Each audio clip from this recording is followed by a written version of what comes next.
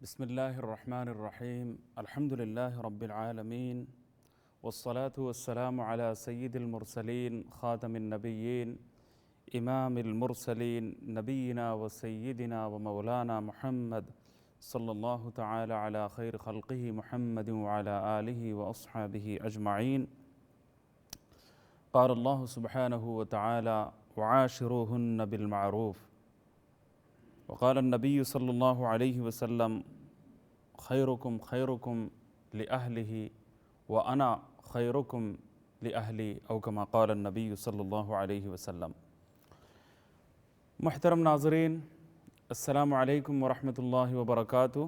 Programme آپ کے مسائل میں میں محمد عبد المنتقم آپ کو دل کی گہرائیوں سے خوش آمدید کہتا ہوں، اور اللہ تعالیٰ کی بارگاہ میں دعا گو ہوں کہ اللہ تعالیٰ محض اپنے فضل و کرم سے اس پروگرام کو قبولیت کا شرف عطا فرمائے.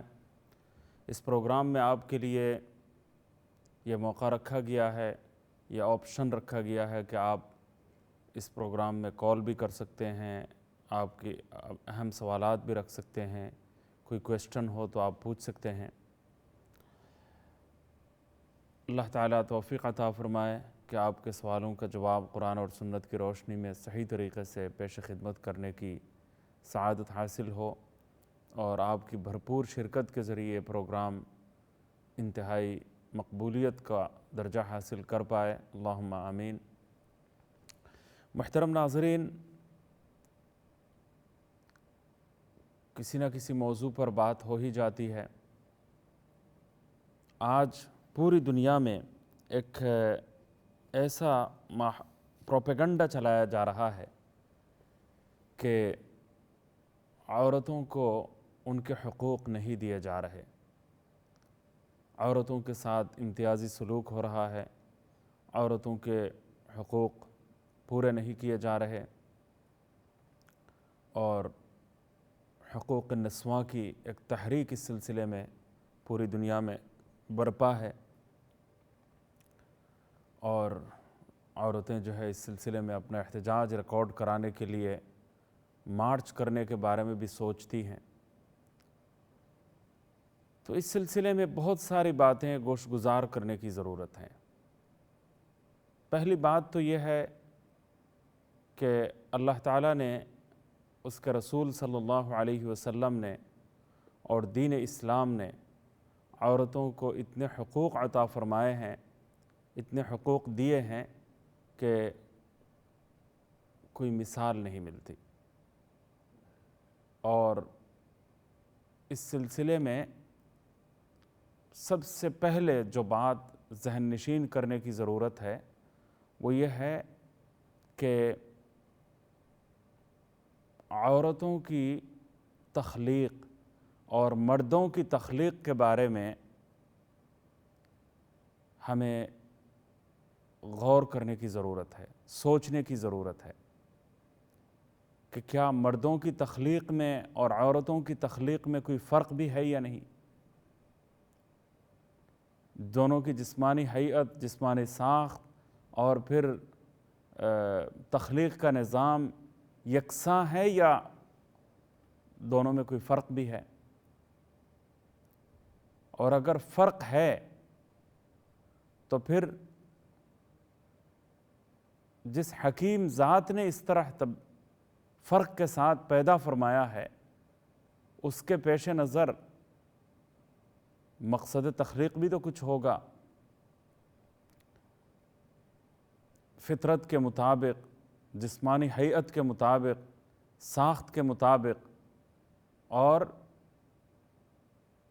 تخلیق کے نظام میں جو واقعی فرق موجود ہے اس کے مطابق ذمہ داریاں بھی دونوں کی الگ الگ ہوں گی، دونوں میں کچھ نہ کچھ فرق ہوگا. نسل انسانی کی بقا، نسل انسانی کا تسلسل مرد زن کے تعلق کے ذریعے قائم ہے. شروع سے لے کر آج تک پوری دنیا میں جو نظام برپا ہے، جو انسانی توالد و تناسل کا سلسلہ جاری اور ساری ہے، اور پورا معاشرہ یہ کے بعد دیگرے آگے بڑھتا چلا جا رہا ہے، قومیں ترقی کر رہی ہوتی ہیں، قوموں کی ایک تاریخ بن رہی ہے، تاریخ وجود میں آ رہی ہے، ہمارا ایک ماضی ہے، اسلاف اور اکابر اور پچھلے لوگوں کے کچھ کارنامے ہوتے ہیں، ان کارناموں کے ذریعے تاریخ بنتی ہے، پھر زمانہ پیہم گردش میں ہے، صدیاں گزر رہی ہیں، پھر نیا زمانہ شروع ہوتا ہے، نئے دور کا آغاز ہوتا ہے۔ تو یہ جو تاریخیں بن رہی ہیں وہ کس چیز کا کرشمہ ہے؟ وہ انسانی نسلوں کی آباد کاری، انسانی نسلوں کی ترقی اور انسانی نسلوں کے تسلسل کا نتیجہ ہے۔ اور اس تسلسل میں کچھ کارنامے سر انجام دیے جاتے ہیں، کچھ ترقیاتی کام کیے جاتے ہیں، قومیں ترقی کر پاتی ہیں، کوئی قوم جو ہے وہ 100 سال میں ترقی کرتی ہے، کوئی قوم جو ہے وہ 50 سال میں بام عروج کو پہنچ جاتی ہے، کوئی قوم جو ہے اور مختصر سی مدت میں ترقی کی انتہا کو پہنچ جاتی ہے۔ تو اس میں کارنامے ہوتے ہیں، تو پہلے والے چلے جاتے ہیں، نئے لوگ آتے ہیں، پھر قوم کی تاریخ بنتی ہے اور انسانی تاریخ جو ہے وجود میں آتی ہے، کوئی ملک ترقی کر پاتا ہے۔ آج اگر یہ ملک ترقی کر سکا ہے تو اس کے پیچھے آپ کو سینکڑوں سال کی تاریخ نظر آئے گی اور ہزارہ سال کے کارنامے آپ کو نظر آئیں گے، اور بہت سارے لوگوں کی سوچیں، ان کے ترقیاتی کام، ان کے ایجادات اور سائنس اور ٹیکنالوجی کے میدان میں اور سائنسی ترقیوں کے میدان میں ان کی جو حسن کارکردگی ہے اس کا بڑا عمل دخل ہے، اس کو نظر انداز نہیں کیا جا سکتا، اس سے صرف نظر نہیں کیا جا سکتا۔ اسی سے توالد اور تناسل کا سلسلہ، توالد اور تناسل کے تسلسل کے نتیجے میں یہ تاریخیں جو ہے وجود میں آئی ہیں۔ تو انسانی ترقی اور انسانی نسل انسانی کی بقا کا دار و مدار مرد و زن کے تعلق کی بنیاد پر ہے۔ مرد و زن کے درمیان تعلق ہے، مرد و زن کے درمیان ایک رشتہ ہے، اسی کے نتیجے میں پھر یہ بقائے انسانی کا تسلسل جاری اور ساری ہے، اور اسی کے نتیجے میں پھر تاریخیں ہیں، اسی کے نتیجے میں ترقیاں ہیں، اسی کے نتیجے میں انسانی معاشرہ جو ہے وہ آگے بڑھتا چلا جا رہا ہے۔ یہاں جو دیکھنے کی بات ہے وہ یہ ہے کہ ان دونوں کے میل جول کے نتیجے میں، ان دونوں کے باہمی تعلق کے نتیجے میں، مرد اور عورت دونوں کے تعلق کے نتیجے میں جس نسل انسانی کی بقا کا تسلسل جاری ہے، اس نسل انسانی کی بقا کے پیچھے جو دو صنفیں ہیں، ان دونوں صنفوں کی تخلیقی ساخت میں، تخلیقی نظام میں اگر کوئی فطری فرق واقعی موجود ہے تو اس کا پاس رکھنا بھی چاہیے یا نہیں چاہیے۔ اور اگر ہر چیز میں برابری پیش نظر ہے، ہر بات میں یکسانیت منظور ہے اور کسی قسم کا کوئی فرق جو ہے دونوں میں روا ہرگز سرے سے نہ رکھا جائے، تو دونوں کی تخلیق میں فرق کیوں ہے؟ دونوں کے نظام تخلیق میں یہ جو تفاوتیں ہیں یہ کیوں ہیں؟ یہ فرق کیوں ہے؟ انسانی زندگی کے دو شعبے ہیں بہت ہی اہم۔ انسان پورا دن آ کر آفس میں کام کرتا ہے، بڑی بڑی کمپنیوں میں کوئی مینیجر کی حیثیت سے، کوئی سی او کی حیثیت سے، اور کوئی چیف ایگزیکٹو کی حیثیت سے کوئی بڑے سے بڑے کارنامے وہ سر انجام دیتا ہے۔ وہ پورا دن کیسے کام کر پاتا ہے؟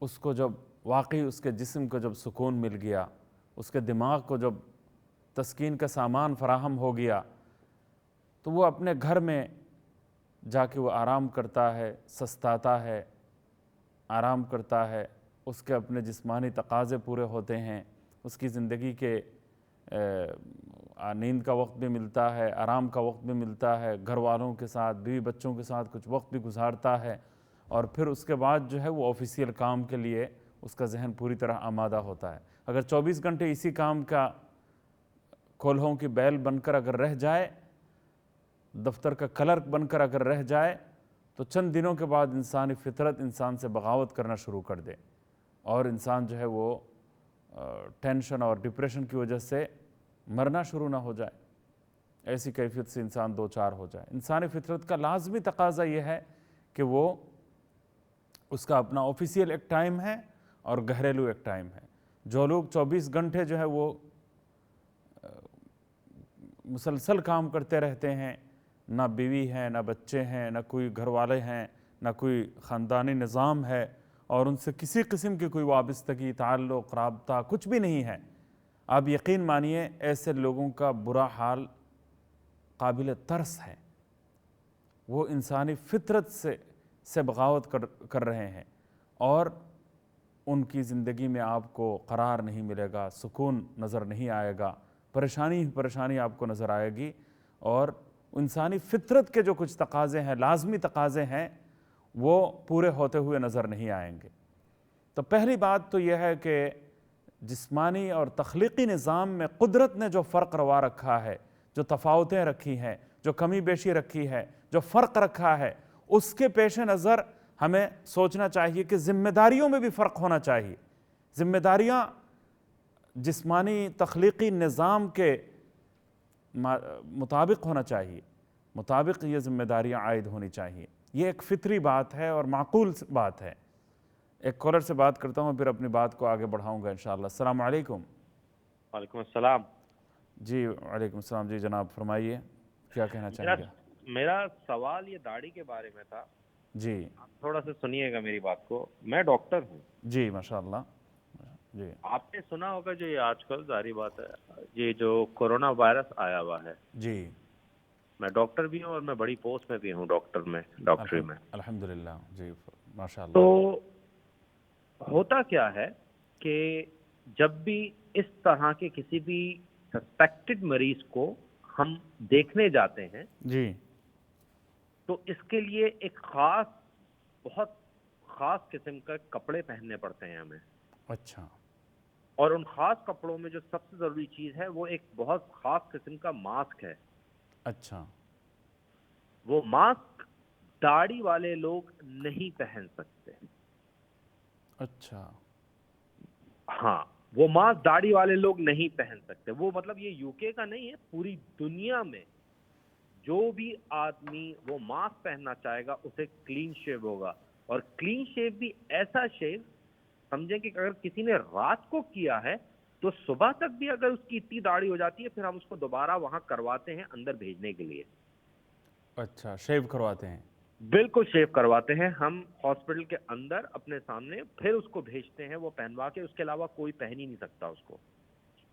अच्छा अब मसला मेरा यहाँ पे ये है कि हाँ, बहुत सारे दूसरे डॉक्टर होते हैं जो बिल्कुल क्लीन शेव होते हैं, चाहे वो मुसलमान हो या गैर मुस्लिम भी हो, तो वो लोग पहन के उसको अंदर चले जाते हैं और मरीज को देख लेते हैं।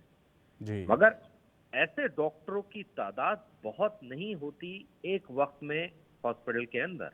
जी तो अल्लाह ना करे, मेरा सवाल ये है कि कभी ऐसी सिचुएशन पैदा हो कि मरीज बहुत मतलब खराब हालत में है कोरोना की वजह से जी और मुझे उसको देखना पड़े और मैं बगैर मास्क के तो यकीनन अंदर जा नहीं सकता, तो क्या इन एक्सेप्शनल हालात में दाढ़ी को मुंडवा लेना कंप्लीटली, ये मैं छोटा करने की भी बात नहीं कर रहा हूं सर, जी इसमें बिल्कुल गाड़ी तो दूर की बात, एक क्लीन शेव जैसे होते हैं ना लोग, जी वैसी दाढ़ी को कर लेना, क्या कोई गुंजाइश है ऐसी शरीयत में? मगर नियत साफ है कि जब ये चीज खत्म होगी, चाहे 1 महीने या 2 महीने बाद, तो दोबारा दाढ़ी उगा ली जाएगी। ठीक है माशाल्लाह। ये बहुत ही अहम सवाल आपने किया है। अल्लाह ताला सही जवाब देने की तौफीक अता फ़रमाए और सही बात भी दिल में अल्लाह ताला डाल दे।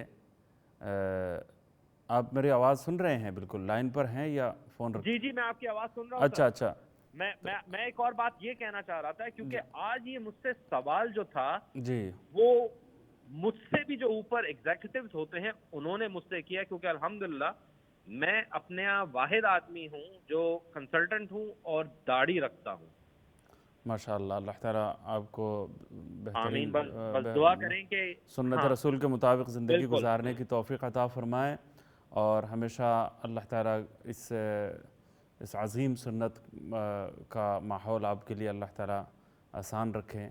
تو میں ایک بات عرض کرنا چاہوں گا جی کہ یہ جو آپ نے ایک اضطراری حالت بتائی، یعنی ایسا مریض اگر سامنے آ جاتا ہے تو پہلی کوشش یہ ضروری ہے کہ جو حضرات پہلے سے کلین شیو ہیں وہی جو ہے اس کام کے لیے ان کے پاس جائیں، اور ان میں سے کوئی اویلیبل اگر نہ ہو اور پھر جانے کے لیے کوئی اویلیبل نہ ہو، متبادل اور آلٹرنیٹیو کوئی انتظام نہ ہو، اور مریض کی حالت بھی نہایت خراب ہو، کوئی آلٹرنیٹیو نہ ہو، اور ایسی صورت میں اس ماسک کو پہننے کے لیے شیو کیے بغیر اگر کوئی راستہ نہ ہو، کوئی شکل نہ ہو، جیسا کہ کبھی کسی کی کینسر کی بیماری ہو جاتی ہے، خود اس کے اپنے بھی داڑھی جو ہے وہ منڈانے کی ضرورت ہوتی ہے، وہ بال گر جاتے ہیں، یا پھر بعض اوقات یہاں کوئی پھوڑا وغیرہ نکل آئے، یا کوئی ایسی چیز کوئی بیماری ایسی ہوتی ہے کہ داڑھی منڈانے کی بھی ضرورت پیش آ جاتی ہے، تو وہ اضطراری کیفیت ہوگی. اور جب کوئی اور متبادل نہیں ہوگا اور مریض کی جان بچانے کے لیے ڈاکٹر کو جائے بغیر کوئی راستہ ہی نہیں ہے، تو اپنی جان بچانا ہو یا مریض کی جان بچانا ہو، تو دونوں صورتوں میں جب ڈاکٹر کے لیے جانا ناگزیر ہوگا، ضروری ہوگا، تو وہ ایک اضطراری کیفیت ہے. تو اضطراری کیفیت تو ایسی ہوتی ہے کہ اس میں حرام کھانا بھی جائز ہو جاتا ہے، حرام کھانا بھی جائز ہو جاتا ہے، لیکن یہ یقین ہو کہ میں انتہائی شدید ضرورت کی وجہ سے مجھے ٹیمپرریلی اور عارضی طور پر یہ کام مجھے کرنا پڑ رہا ہے، اور اس کے بعد جو ہے وہ میں جو ہے وہ داڑھی منڈاؤں گا نہیں، ایک مشت جو ہے وہ رکھنے کی کوشش کروں گا. یہ حالت جب ختم ہو جائے گی، کسی ایک مریض کی جان بچانے کے لیے ڈاکٹر کو اگر جانا پڑ جائے، تو جب حرام کھانا جان بچانے کے لیے اگر ناگزیر ہو جائے تو حرام کھانا لازمی ہو جاتا ہے، ضروری ہو جاتا ہے. تو یہاں بھی صورتحال یہ ہے کہ کوئی متبادل ڈاکٹر اگر ہو تو وہ یہ کام انجام دے، اور اگر کوئی نہیں ہے اور جانا ناگزیر ہو جائے، ضروری ہو جائے، تو وہ اضطراری حالت کی وجہ سے صرف اس مریض کے پاس جانے کے لیے اور اپنی جان بچانے کے لیے ماسک پہننے کی ضرورت کے تحت عارضی طور پر منڈا کر اس ماسک کو پہننے کی اجازت ہوگی انشاءاللہ تعالی. یہ ایسی ایکسیپشنل حالت ہے، ایکسیپشنل صورت ہے کہ جب یعنی جان بچانے والی بات ہے. اللہ تعالیٰ اپنے حفظ و امان میں رکھیں. گزشتہ کل میں نے بہت ساری باتیں اسی کرونا وائرس کے حوالے سے عرض کی تھی، تو ان پر ہم عمل پیرا ہوں، اور جہاں کہیں کسی مریض کا ذکر سننے کو ملے تو ہم الحمدللہ الذی عافانی مما ابتلاہ بہ وفضلنی علی کثیر ممن خلق تفضیلا. یہ دعا آپ لوگ پڑھیں، الحمدللہ الذی عافانی مما ابتلاہ بہ. کوئی مرد ہو، تنہا مرد ہو، اور اس کا تصور کریں تو مما ابتلاہ بہ. کوئی تنہا عورت ہو، مما ابتلاہا بہ. تو اور چند افراد ہوں تو مما ابتلاہم بہ. اس طرح پڑھا کریں، الحمدللہ الذی عافانی مما ابتلاہ بہ، مما ابتلاہم بہ، یا مما ابتلاہا بہ. الحمدللہ الذی عافانی مما ابتلاہ بہ وفضلنی علی کثیر ممن خلق تفضیلا. یہ دعا پڑھیں تو انشاءاللہ تعالی اس بیماری سے اللہ تعالیٰ آپ کو بچا لے گا. کسی بھی بیمار کو دیکھ کر سامنے اگر وہ موجود ہو تو الحمدللہ الذی عافانی مما ابتلاک بہ. آپ کو جس چیز میں اللہ تعالیٰ نے مبتلا کیا ہے، اللہ تعالیٰ نے مجھے جو اس سے بچایا ہوا ہے، اس پر میں اللہ تعالیٰ کی تعریف کر رہا ہوں اور اللہ تعالیٰ کا شکر بجا لا رہا ہوں. اور اس بات پر بھی میں اس اللہ کے لیے تمام تعریفیں ہیں کہ جس نے مجھے عافیت میں رکھا ہے اس بیماری سے جس میں آپ کو اللہ تعالیٰ نے مبتلا کیا ہے، اور اس کو مبتلا کیا ہے، اس مرد کو تو پھر مما ابتلاہ بہ، اس عورت کو تو مما ابتلاہا بہ. اور ان کو یعنی چند افراد، جیسا کہ ایران میں اتنے لوگ، اٹلی میں اتنے لوگ، فلاں ملک میں اتنے لوگ جو ہیں متاثر ہو گئے، ان کی خبر آپ کو سننے کو ملی، تو مما ابتلاہم بہ وفضلنی علی کثیر ممن خلق تفضیلا. اور آج یہ بات بھی میں عرض کرتا چلوں کہ صبح اور شام اگر تین مرتبہ فجر کے بعد اور مغرب کے بعد بے شک پڑھ لیں، 3 مرتبہ بسم اللہ الذی لا یضر مع اسمہ شیء فی الارض ولا فی السماء وهو السمیع العلیم، بسم اللہ الذی لا یضر مع اسمہ شیء فی الارض ولا فی السماء وهو السمیع العلیم۔ اور یعنی ہر کھانے پر دم کر کے بھی اگر کھائیں تو اور زیادہ اچھی بات ہے۔ صبح شام 3 مرتبہ پڑھ کر اپنے اوپر دم کر لیں، انشاءاللہ تعالی اللہ تعالیٰ اپنے حفظ و امان میں رکھے گا۔ اللہ تعالیٰ ہر قسم کے شر سے، ہر قسم کے وائرس سے اللہ تعالیٰ اپنے حفظ و امان میں رکھے گا۔ اس کے علاوہ ہمیشہ باوضو رہنا یہ بہت مفید ثابت ہوگا انشاءاللہ۔ ہمیشہ باوضو جو ہم رہتے ہیں تو دیکھیے گا ہسپتالوں میں اب جب جاتے ہیں تو ہاتھوں کے جو قبضے تک یہاں تک لوگ جو ہے وہ جیل وغیرہ استعمال کرتے ہیں، تو اب آپ خود اندازہ لگائیے دن کو کتنی مرتبہ وضو کرتے ہیں۔ وضو کے دوران چہرے کو بھی دھونا پڑتا ہے، ہاتھوں کو بھی دھونے کی، ہاتھ یہاں تک نہیں بلکہ کوہنی تک دھونے کی نوبت آتی ہے۔ تو اللہ تعالیٰ اس کے ذریعے ہمیں کتنی بری چیزوں سے ہماری حفاظت فرما لیتا ہے، کتنے وائرس سے ہماری حفاظت فرما لیتا ہے۔ تو ان باتوں کا ہم خیال رکھیں اور اپنے ملک کے لیے خاص طور سے دعا کیجیے، چونکہ ہم برٹش پاسپورٹ ہولڈرز ہیں، لہٰذا ہم بھی برٹش ہیں اور یہ ملک بھی اپنا ہی ملک ہے، اور ہر ایک کے لیے یہ دعا کرنی چاہیے، اپنے لیے بھی، تمام شہریوں کے لیے بھی، پورے ملک کے لیے، بلکہ پوری دنیا کے لیے۔ اللہ تعالیٰ پوری دنیا کو اس اپنے حفظ و امان میں رکھیں۔ اللہ تعالیٰ کا فیصلہ ہمیں معلوم نہیں ہے کہ کیا کرنے والا ہے وہ، لیکن ہمیں حکم یہ دیا گیا ہے کہ جب ایسی سچویشن اور ایسے برے حالات ہوں تو رجوع اسی کی طرف کریں اور شفا اسی سے ہم مانگیں، حفاظت اسی سے مانگیں۔ ایک وقفے کے لیے چلتا ہوں، وقفے کے بعد پھر ملیں گے، ہمارے ساتھ رہیے۔ السلام علیکم ورحمۃ اللہ۔